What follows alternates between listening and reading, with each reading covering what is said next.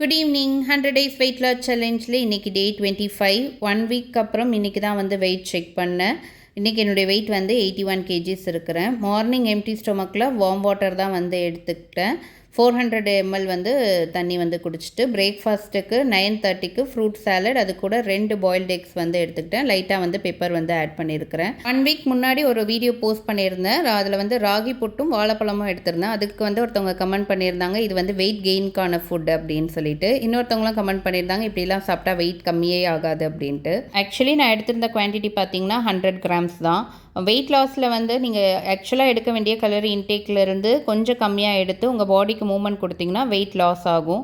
நீங்கள் டெய்லி எடுக்க வேண்டிய கலரிஸை விட கொஞ்சம் அதிகமாக 300 to 500 கலரிஸ் அதிகமாக சாப்பிட்டு எந்த மூவ்மெண்ட்டுமே இல்லாமல் இருக்கீங்க அப்படின்னா உங்களுக்கு வெயிட் கெயின் ஆகும். இதுதான் ரூல்.